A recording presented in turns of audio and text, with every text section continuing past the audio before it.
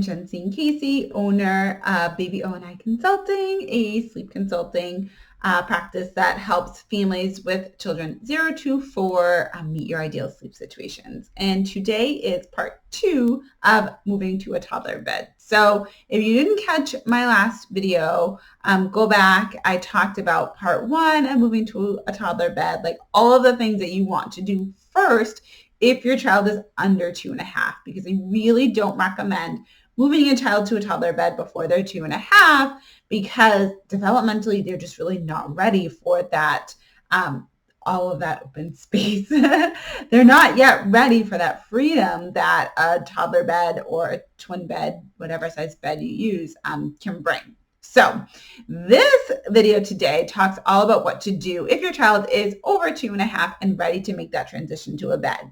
I will first start by saying if they are sleeping great in the crib, don't move them for as long as you can. If you can bump it up to 3, maybe a little bit over 3, perfect.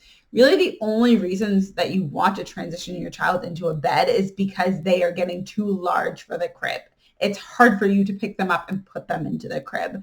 If they have any sleep troubles, you really want to focus on that and kind of get them squared away in the crib first, because moving to a bed 99.9% of the time will not improve their sleep. It will actually make things worse. So if you have a great sleeper, they're just getting big for the crib and you're ready to make that move, I have 3 tips for you to do that.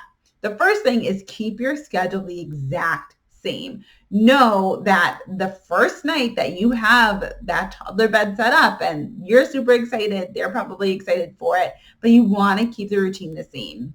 You don't want them to feel like this is something new and big and different and exciting.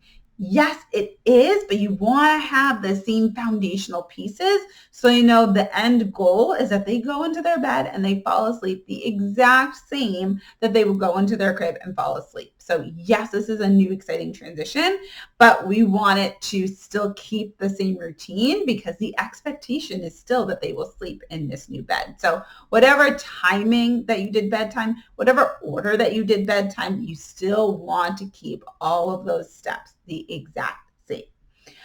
The second thing you want to do is give them some power. Now that they're just naturally older, 2.5, 3, they're going to want some choices in their life. Really, this could apply at any time during the day, but especially at bedtime. They're going to want to feel really empowered and that they are kind of calling the shots. So we give children choices, and that's how we can make sure that we're still making sure they are safe and taken care of, but they also feel like they have a choice and say in different things. So you can let them choose what sheets they want on their bed. You can let them choose if they want a pillow or not, what kind of pillowcase they want. They can choose. If it doesn't really matter, you can choose, like they can choose where the bed goes, what side of the bed they want to put their head on, those kinds of things that in the ultimate grand scheme of things, us as adults, we don't really care which sheets go on the bed as long as it has sheets on it. We don't really care which end your head and your feet are at as long as you're in that bed. So giving them that power and letting them make choices, really, like, you just want to step back and think, is this a battle that I want to take in? Is this something that, like, they just want to exert their independence? Yes, let them do it. Perfect. But is this something that's like a non-negotiable? Is it not safe?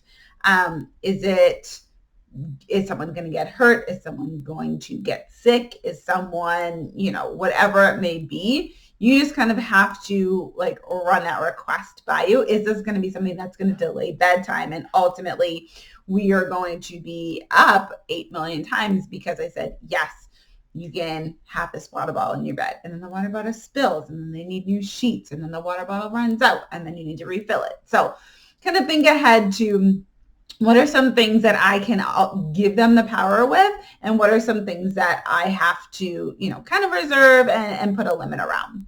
And the third thing to think about is how to keep them in their room. So I always recommend introducing, the Hatch is my favorite, but really any kind of toddler clock, because the premise of them are the same. So the Hatch is really great because you can program it remotely from your phone. It has an app that comes with it. So you can change the time to wake up. You can change the time to like turn it on whenever you want. There's also a toddler lock feature of it, which is amazing. So if you touch the Hatch without the toddler lock on, it will change. You can change the brightness, you can turn it off, you can change the color, you can change the sound, all that good stuff. But if you create a program to say like turn on at this time and turn off at this time, there is a spot on the bottom for a toddler lock. And if you switch that little toggle, no matter how much you touch the actual Hatch light, it will not change, which is really nice because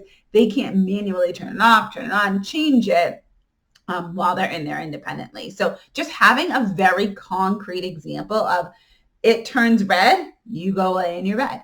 It turns green, you can now come out of your bed. Just really helps them understand what the expectations are and what the boundaries are. Because without that, it's really hard to know, like, well, when can I get up out of my bed?